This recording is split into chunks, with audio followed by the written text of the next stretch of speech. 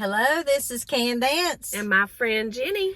And it is a Saturday, rainy Saturday morning. Yes, it is. We have a lot to do today. We do.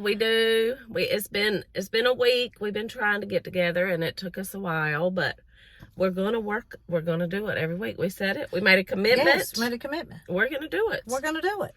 Besides, it gives me a chance to see my friend Candace.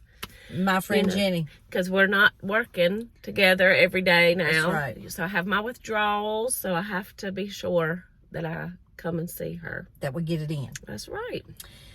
So this is going to be a little smorgasbord. Yes.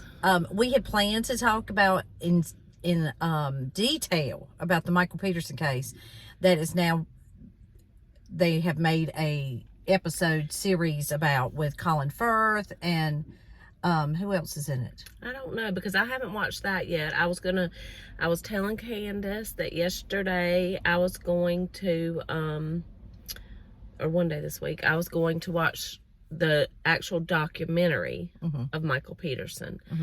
And then all this, and I saw that, but I didn't see who else is in that. I want to watch that too. Right, we were going to go into it because of the new series about it, and that we had said that he was, he is out of jail, and there has been some developments with that, and somebody put in our comments that, I didn't write it down, but something about it, because I was going to write it down when I did all this research about it, but something about they came to him, they did something with time served, and maybe a plea deal, I'm not sure. And so that's why he was out, not a technicality. Okay. Well, and I Googled it, but yesterday, you never know what sites you get on. But yeah, that it said, did you tell me this, that a witness lied on the stand? I didn't get into all of the detail. That's what I read, but like I said, depending on where you read, you don't know what's true. So yes, y'all keep the comments coming, let us know what. Yeah. So, but then yesterday. I was like, yeah, I know we're not talking about Michael Peterson. She knew. I had not talked to her, but I know her, and the RaDonda Vaught Sentencing came out. I got a text from her about that, and so I was like, yeah, we won't be talking about Michael Peterson. It is, well, first of all, I want to say that, at first I was a little bit upset that the Johnny Depp trial was not continuing this week, that it took a break. Okay. And I'm upset because I think that I know that you can talk about this at some point in this video about Amber Heard being able to talk to her attorneys, and she's not supposed to be able to do that. But yeah, I was upset for that reason, but I'm trying to finish, I just get to listen to it little bits at a time, but I want to listen to at least all of Johnny Depp's testimony, which I did, and all of Amber Heard's, which I'm still in the middle of. So it is giving me a little time to catch up. But then once she gets back on the stand, it's just gonna, Well, the thing is that social media is saturated. So if you're looking at any social media, and we don't get to look at it just bits and pieces here when we have a free moment, that is all you were seeing, right? But I am glad in retrospect that they took a week off because, first of all, I don't know if many people know, but the Nurses March was in Washington, D.C. We wanted to go when it originally all this stuff landed, and there was the Nurses March, and they were marching for safe nurse-patient ratios. Yes. They want it to be like across the board in the United States, which I think is important. Hospitals, these governing bodies of hospitals sort of come out with suggestions, but the hospital can make their own guidelines, right. Their own policies. So it's not like anybody's really controlling it or saying, no, that's not safe. And so the nurses were marching for that. And then they were meeting to, represent for RaDonda Vaught Sentencing. And we're going to get into that. And we wanted to go. We did. We wanted to go. But before you changed jobs, we work kind of on a track. And so we knew it was going to be the track where we would work, and it would be very difficult for our unit, which is a smaller unit anyway, to cover 2 people that worked at night to go. Because we were both so on night. we sort of, we really wanted to be there though. Yes. And we feel strongly about these issues. We do. And what we really want to make it better for, you know, we're sort of in what I would call the last third of our career, right? Right. But we want to make it better for new nursing students, new nursing graduates, nurses that are coming into the field. We're going to need a nurse. Well, that's true. We're going to need a nurse, and, you know, the harder it gets for nursing and the more that nurses are saying, you know, how hard it is, the fewer people will go to nursing school. And, so you'll have more of a nursing shortage, plus they won't be able to provide the care that's needed if the ratios are not what are safe. So that's right. Yes, it's, you know, we want that for future nurses now, and all of us who will be patients and our families. Yes. And KJ went to visit Krisha Kay and Kay and Larry Woodcock. Yes. And so there were a lot of snippets and videos about that I really wanted to catch and watch. Because not that the Johnny Depp and Amber Heard thing is not important, but it does not compare to these other cases. No, it right? does not. Especially, you know, when people have been, their lives have been ended prematurely, not at their own doings. That's right. You know, so we really I really wanted to learn more about Krisha Kay and her family, see them more in their element, of course, seeing our friend KJ interact with them, because, you know, she ain't nothing but pure happiness. That's right. I mean, she is just a ball of it. She is coming to see us. Yes, she is. We're so excited. And it's fastly approaching, and we're discussing it. We are. And we just hope that, you know, she's messaged us some about think of some things, think of some questions. And so, you know, we're really deep diving into that. We're, you know, I just know no matter how much time we get to spend with her, I mean, it's just going to be, I'm just so excited. I know, me too. I'm just so excited. Me too. So that, and then the RaDonda thing, and then also Lori's attorney, Archibald, answered the state. And, you know, it's a mixed bag of things. Did you see this? No. It's a mixed bag. It's like she doesn't want to waive her right to a speedy trial. However, she does realize that if her trial date gets moved, that allows her attorneys more time to prepare for her trial. She does not want the trial to be separated from Chad, which we already knew that. Her mental state is very fragile. This is per her attorney. And that no mental professional has found her malingering, or none of the state people have found her with this. And that even though she was in the state hospital for 10 months, that until she was arraigned and read those charges by the judge and entered a plea through her lawyer of not guilty, there was no, because she's indigent, there was no money allocated to her. So now money has been allocated to her defense. So now they can assemble a team and get it going. Get it going. Somebody asked us on, I don't know if you read all the comments. First of all, when you make a comment, not only do we see it on our YouTube notifications, but it comes through on an email. So you can kind of tell, I can see on my email notifications, like, you know, and go ahead and get a good sense of the question before I go. I mean, I can read it either place, but somebody asked us where we're going to the trial. Now, first of all, we would love to. We would. We would love to. The problem is, I just don't, this is just my opinion, I don't know that either of these dates is what you call a I know that you can cancel reservations, but I just don't know that any of them are lock it in, this is when the trial's going to be. Yeah. I have my doubts.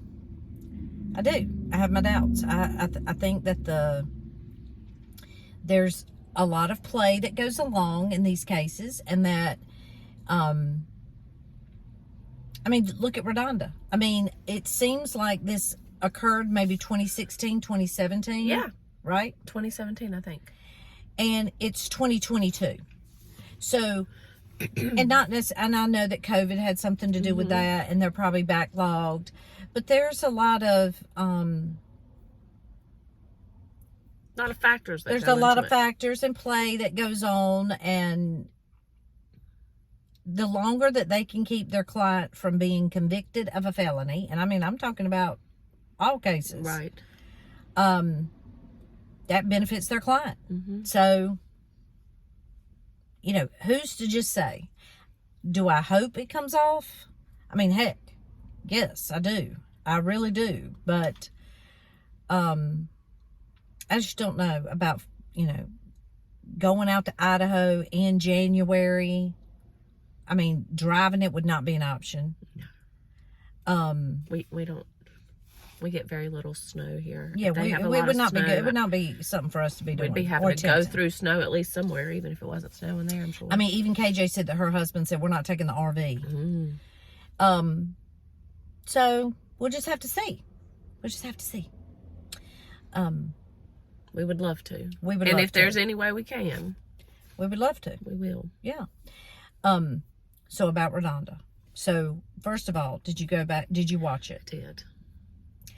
So, did you get emotional?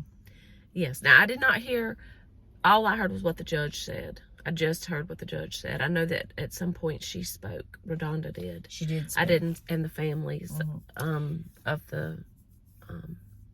Now, I did not get to listen to every word of it. Yeah, I did not listen to it, but I did listen to the judge. Because we were working, and... so in the PACU, the patients come in and out, in and out, in and out. And, you know, patients may be coming to another nurse and you're free for a moment. So we had it playing in the back, and different nurses would go in there when they were available to listen. But we did not get to listen to the whole thing. I would love to listen to the whole thing. But the part that I did see... the state put on a case. The state wanted her to get 3 to 6 years in prison. Now, the jury has already convicted her. The jury has found her guilty. Yes. And so the jury has found her guilty. So a lot of people were a lot of people who don't watch trials that we work with were a little bit like, why are they calling up witnesses? Well, they have this is what we talk about, these mitigating factors. The things that, was it done to a child or an elderly person, the heinousness of it involved, the person denying responsibility, not taking responsibility, not being remorseful. Then they have people come up for the defendant and they say, well, I was their second grade school teacher and they were just the sweetest thing and they had all the potential in the world. Or their church leader gets on there and they say something, or their parents beg for their, you know, that they just don't believe they should get maybe a harsh sentence. So I already knew what that was.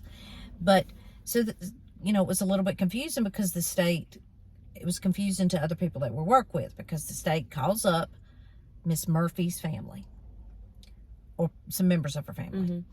And so they were like, well, I thought that they didn't want this case to come to a criminality conclusion. And I said, well, they did. But the thing of it is when the state, when you get subpoenaed to a trial, you have to get up there, tell the truth and nothing but the truth. Be honest, that's right. I mean, you just have to. So they're asking them questions about, you know, what it was like for them to lose their mom, you know. But the son did say that the mom would not want her to get jail time. That the mom was a very forgiving lady, and she would not want this. RaDonda was, I mean, sobbing, hardly upright during the whole sentencing. She really was just distraught. Now, I thought some of the key things. Now, a lot of nurses wrote in, and I know that some people made comments when we did this video for RaDonda, and they do not understand some of the elements that we're talking about. They really see it black and white. They see it that she was in charge of this person's care. She pulled the wrong medicine. It was a medicine that kills people. That there has to be all this monitoring, assisted ventilation goes on. She pulled the wrong medicine. She was negligent in that. The person died. Person lost their life. And those are black and white facts, right? That is right. Those are black and white facts. And those things are black and white. It is true, right? It is true. It is true. But the perspective that we have is not to negate what she did. No, not at all. And we feel bad, very bad for her, for the family. We do. It's a horrible mistake. Mm-hmm. It's but a horrible that's mistake. what it is a mistake. It's a mistake. And it's hard to explain to people if you're not in these types of, in this environment. You know, there were a lot of players involved in this particular incident, as in the hospital, Mm-hmm. right? I mean, different doctors. I mean, we work with the surgeon, we work with the anesthesiologist, we sometimes work with a hospitalist. They can disagree in themselves on the orders, right? Yeah. They can write things like, this is where it gets hairy. So sometimes you might say to the doctor, well, we can't do that because we can't send the patient. I'll give an example. We can't send the patient to the floor because their blood pressure is too high, and the floor will not accept the patient with their blood pressure too high. And the doctor will think that they can write an order, right? Yeah. Patient can go to the floor with elevated blood pressures. Well, that just because you write that does not mean that's the rule. Because they're not in the appropriate place. Mm-hmm. They should be more in a unit that can be right. They're monitored more. So we feel like in this case that we have a unique perspective, and that we can see that the system processes that were involved, instead of being, they are supposed to improve system processes to not let things like this happen. The system processes were not in place, failed left and right. Actually, the guard was down, right? And it allowed this type of lethal mistake to happen. Yeah. Okay? So, but I thought what was key yesterday, not only, first I would like to say that RaDonda, from the very beginning, from the moment they called the code in the CT, went, gave him the medicine, owned up to it. Yes, I did it. It was not like, and there have been nurses that were mass murderers, serial murderers of babies, and they were not being forthcoming with the information. She was completely honest. She was completely forthwith. But I thought that key was they had some of her friends that had been her friends for life or had been to nursing school with her, and they were nurses. And the last one, her name was Caitlin. I do not know her. The last one I seen was Caitlin. She went to nursing school with her. She is now a nurse practitioner. And she got up there and she was talking about that RaDonda was the type of nurse that she wanted to be. And that when this incident happened, she had called Caitlin. RaDonda had called Caitlin and was just distraught. And, you know, Caitlin was reassuring her that, yes, it was awful, but that she had owned up to what happened. She had tried to help in every way she could, and that she herself had made a very large medical error. Did you hear this? No, I didn't hear this. I didn't hear anybody's statement. That she herself had made a very large medical error, drug error, you know, and that it could she called it after she administered it, but she called it on, I think she said she called it on, she called it after she gave it. Let's just leave it there because I didn't get to listen to every little detail of it.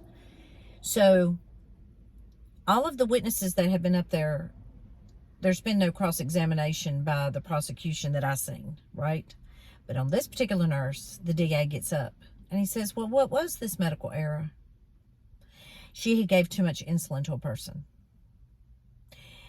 She pulled up the insulin. She felt like it was wrong. We always have to get it checked with another nurse. She even got it checked with 2 nurses, and 2 nurses did not catch it. And she gave it because she felt like I've told you, your gut works, right? Your gut works. But she gave it because she had asked these 2 nurses, and they confirmed with her that it was correct, reassured her it was correct. She gave it, but she had pulled it up in a TB syringe instead of an insulin syringe. Now, here's the thing that average person doesn't know. They look almost identical. They're not calibrated identical, but they look almost identical. They have a different color cap that goes on top. Mm-hmm. And you always pull insulin up in an insulin syringe. Yes. But I'm telling you, we have them sitting right there at our work, side by side. And she gave the person 10 times the amount of insulin that she was supposed to give them. They could have died. They could have died. If she hadn't realized it. Right. And he asked her, why do you think you made that mistake? And she said, well, I was distracted. Like, you know, again, it's just not in this. It would be great. That's one reason why they're fighting for safe nurse-patient ratios, right? Well, yes. And I think that, you know, something that that we've kind of discussed, I think, unfortunately, they are making the focus so much. We have to document this. We have to document this. We have to document this. That we have so much documentation that you are taking the actual care you need to provide to your patient, and you're putting a lot of that into the documentation because somebody's going to call you up if you didn't document this or whatever. And they just keep adding more and more documentation, that I think that it really does affect the patient care and the time that you take. Plus they're giving, you know, the patient to staff ratios are so much higher too now. So RaDonda, after that, they took a break. Well, no. RaDonda gets up and speaks. She speaks directly to Miss Murphy's family. She talks about how she thinks about Miss Murphy all the time. She talks about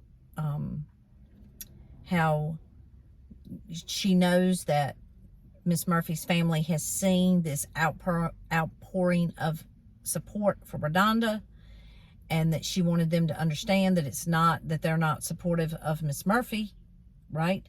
That this is what I said yesterday. This case shook the nursing profession to its core.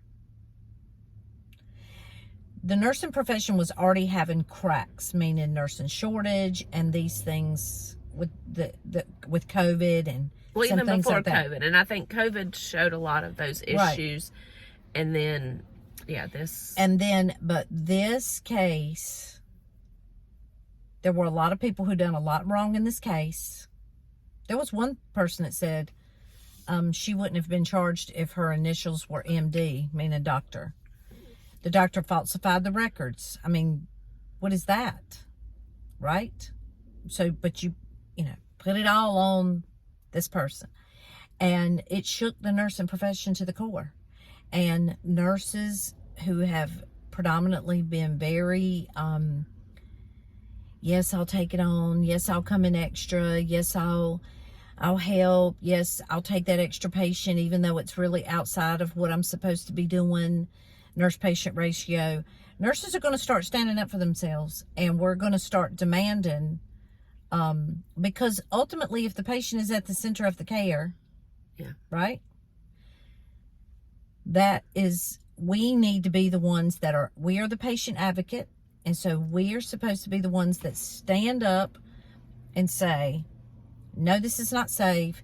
No, I'm not going down to the CT and giving Versed.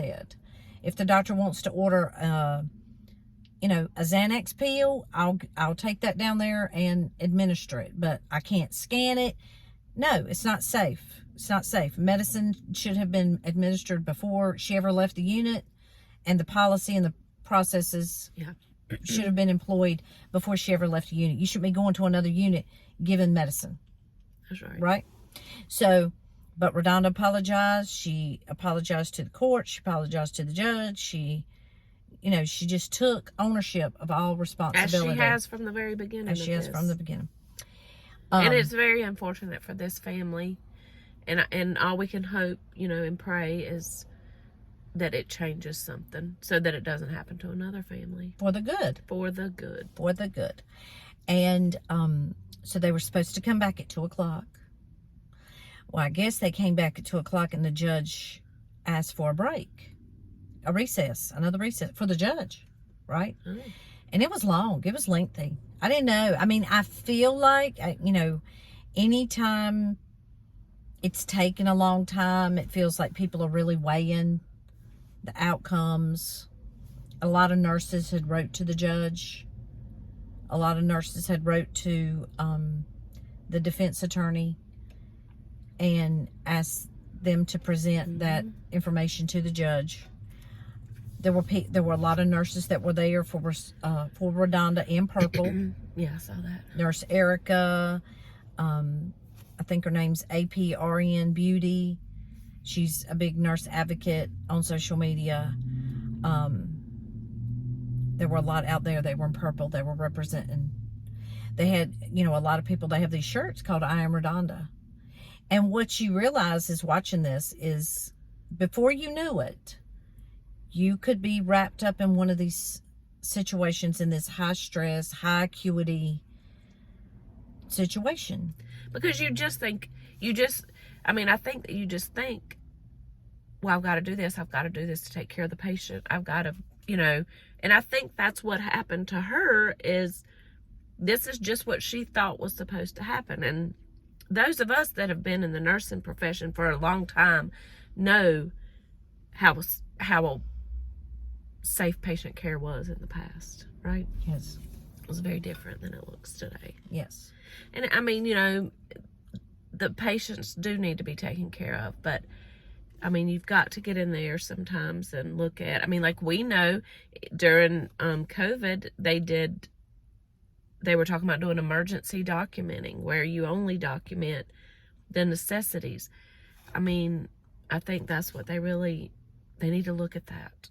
They need to look at that and just longer orientations for new nurses. Used to, you got a long time in orientation. And I think that's necessary. Mm-hmm.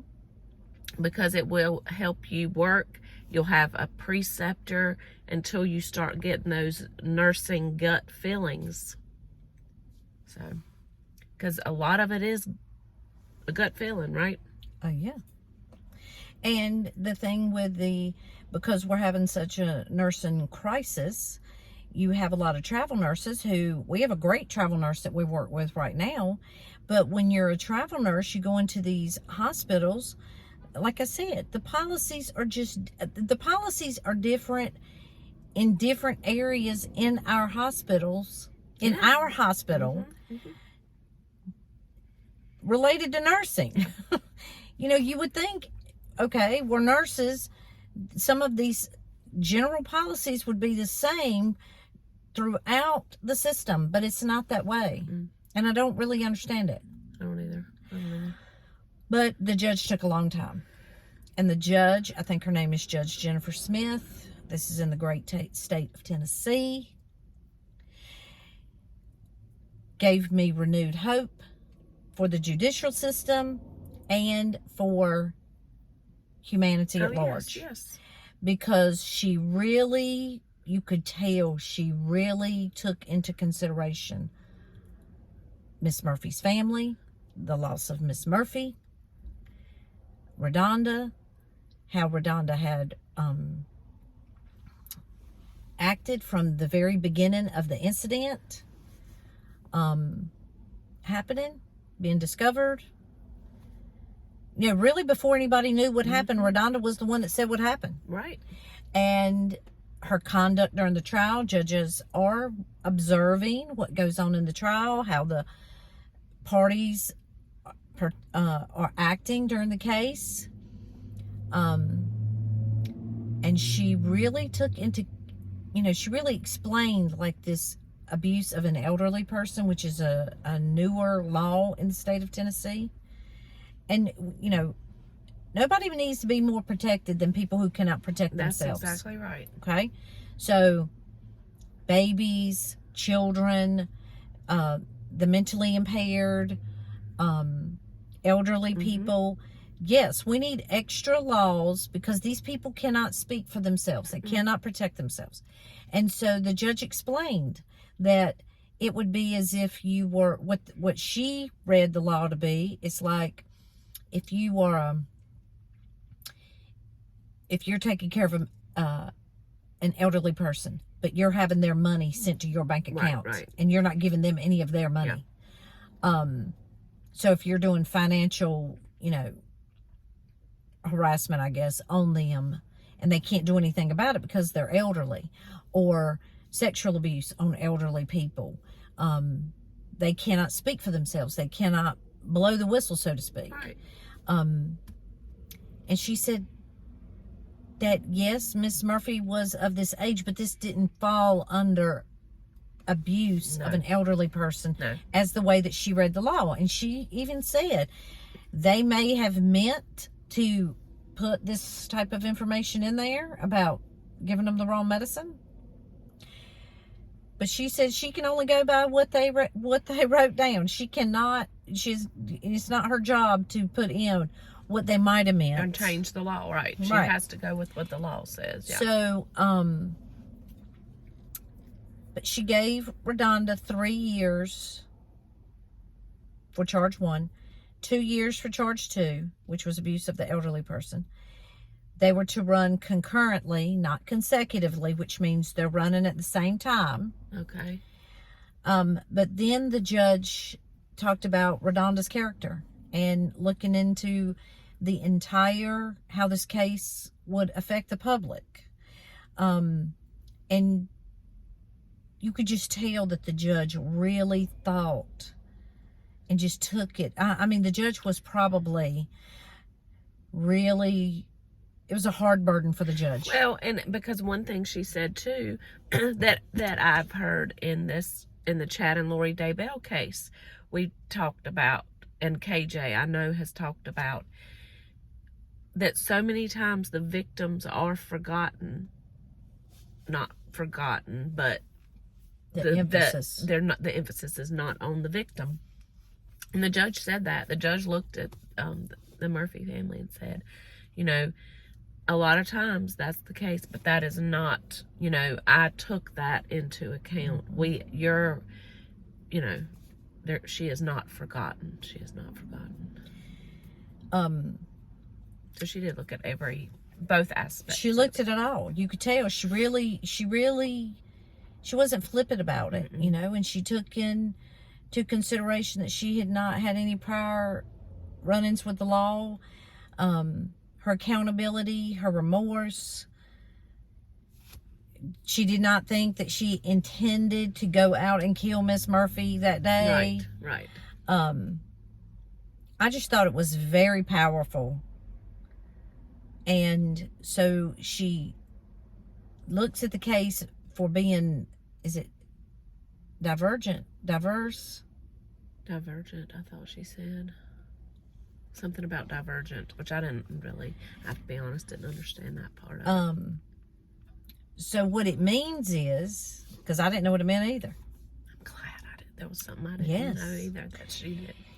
So it means that if RaDonda completes all the processes, the judge gave her probation, so no actual jail time, but she is under supervised probation for 3 years. Has to pay a fine, I think $65,000. And that if she completes all of the processes that she's supposed to complete, stays out, no more encounters with the law, does everything, completes everything like she's supposed to, because she's no longer a nurse and she would not be able to make this same fatal error. Right. That if she does all of that, because she qualifies for this process, that all of this could be expunged off her record. Complete,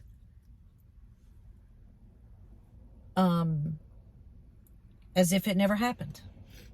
As if it never happened. And I know that, I think that that's important. I've said on here before, I think that that's important sometimes for younger people, because if you commit a felony and you're convicted of that felony, is there any, let's say you're 18 and you do it, but let's say you work to change your life, but you always have to say, yes, I'm a convicted felon. I mean, every time you fill out an application or fill out a passport or whatever. And the majority of people who live a life of crime, but I'm sure there are cases where people make a horrible choice, and yes, they should pay the price for those choices, okay? Consequences. But let's say you really have the opportunity to be greatly rehabbed. And that's probably few and far between. Oh, it is. But I'm glad to know, I don't know if the state of North Carolina does it, but I know that at least the state of Tennessee really appointed a great judge. Now, I did see that even the prosecutors gave a statement after. And they talked about how that even though they asked for 3 to 6 years, that they really take into consideration what this judge said, that this judge is a great judge. And you would just hope that all judges take that responsibility as seriously as the judge in Tennessee, Jennifer Smith. I mean, we should all write her a letter. I mean, because, it talks about, you really show who you are when you're in these tough situations. Well, yes. And she obviously recognizes that she has somebody's life in her hands. And she takes it seriously. And she takes it serious. She takes it seriously. And, just like I'm sure RaDonda didn't want to make a mistake with a patient's life, the judge does not want to make a mistake with a person's life. And, I'm just glad that, it may not be the outcome that everybody thinks it should be in, but I felt like it was the right outcome. I was very emotional. I was very emotional for her. Well, I was too. And then it scanned over to her. I don't know if you noticed after the judge went out, it scanned over to her and she was just, her head was down. She was just crying, after she stood up and they left the judge left the courtroom. She just sat down and put her head down and just cried. It's emotional. It's emotional, and like I said, we feel for Miss Murphy's family, yes, but we do. You have to feel for RaDonda too, because she did not do this intentionally, and she's suffering and will suffer for the rest of her life because she won't ever forget this. They can expunge her record. It's gonna be right here for the rest of her life, because you can tell she cares. But it was again, it was a court case that we really learned a lot from. Like I said, it really shook the nursing profession to the core. Mm-hmm. You know, as with, you know, we don't work in a vacuum, and that has been highlighted, Mm-hmm. right? Just like the police do not work in a vacuum, right? Right. So you could find yourself facing criminal litigation, right? And it's not something we know much about. It's not, because, you know, I mean, like you said, I thank the good Lord, I don't know a nurse and I've worked over 20 years, you have to, that's done, I mean, everybody makes mistakes, but that has made a mistake that's been to this level. Hope I never do. Hope I don't. Pray, you know, like you said, it's made us a lot more diligent. I think we do the best we can anyway, but it just, you know, I think it's, instead of being on, sometimes you get on autopilot for real, right? For real. And you have to really think about, I think I'm going to be a lot better about making sure we're not distracted when we're doing things that are like, you know, more than just sitting and taking a blood pressure. When you're really giving medicines, when you're doing anything like that, to make sure you're not distracted. But like you said, it's really hard to do that sometimes, because sometimes you're giving these medicines when the patients are trying to climb out of the bed or hit at you or whatever. You know. That just happened to me the other week. So you don't have time to put the order in. You don't have time to scan the medicines. But I'll tell you what, I was drawing the medicines up and I was looking at them about 5 times. I mean, yes. Because it's not that the medicine itself could have taken the patient's life, but the amount of the medicine that we were given, because we were given the medicine, we were waiting for a response, we weren't getting a response, that the medicine was actually, you know, helping the patient, and so the doctor would order more, and so you're just, you know, you're thrust into these unfamiliar uncharted waters, and you're in it before you know it. Well, yeah, because it's like you said, it's not a black and white issue when you're, you know, okay, I've got 2 options. I can let this patient climb out and fall onto the floor and hit their head and die from a head bleed while I'm trying to put this order in. I mean, it really can be to that, because, you know, when you have a room full of people and only 1 or 2 people can help you, then yeah, sometimes you have to make these decisions. We have to be able to have critical thinking. That's for sure. I'm still glad that I went to nursing school. I love to take care of people. I do. Just want, you know, eyes opened to improve those nursing patient ratios. And anyway. Well, you know, this is what, I mean, I think has been the biggest lesson out of all of this. For me, I'll speak for me, is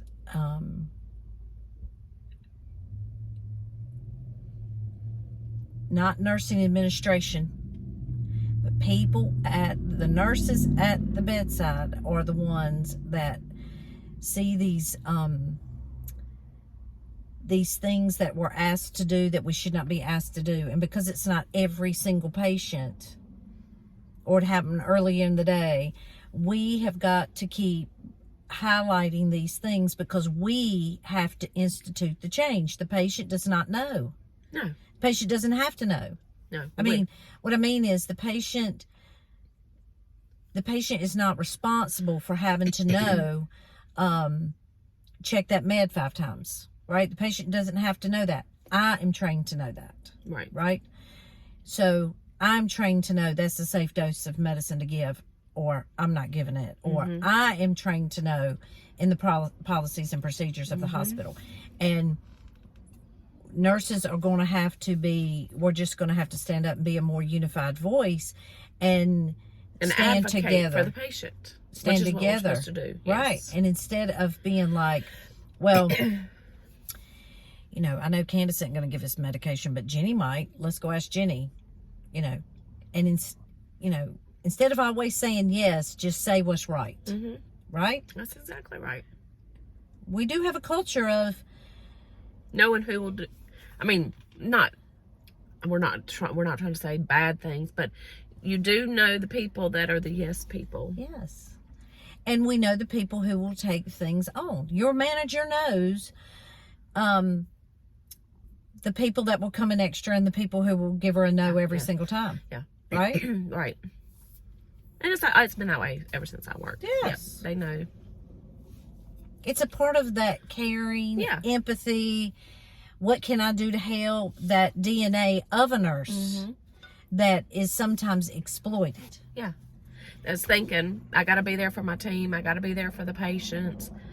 Yes. But sometimes at our own detriment. That's true. Right? Because when you take on too much and you don't rest, then you're more likely to make mistakes. And the shorter the unit is, the more that's going to happen. So, you know, I would love to say, I mean, I'm sure we're going to have some Johnny Depp next week.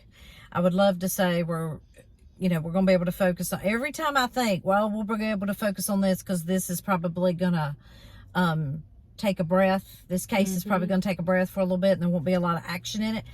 It just seems like there's more and more action every week, right? Yes. So, we here's might to justice. Do Michael Peter. We might discuss Michael Peterson. That's right. Week. We might Nothing discuss it. Yeah. Because I watched that trial. I watched that original trial. I mean, and I want to say, it could be wrong, but it might be on Court TV archives. But, you know, just gives us renewed hope in the justice system. That's right. And hope that we get a good judge like that in the Chad and Lori Daybell case. And well, it's already Judge Boyce. Well, I mean, but yeah, that's true. But we don't know. We don't know if Judge Boyce is full. Yeah, we just hope that he's good. That we get a good. Well, we got to get a good jury. Yeah, that's a lot of things got to fall in place. It's got to be a good jury and a good picture painted by the prosecution. That's right. That. That's right. All right, so that's going to be it for today. Yes, we got a busy Saturday. Saturday. So until next time. Bye.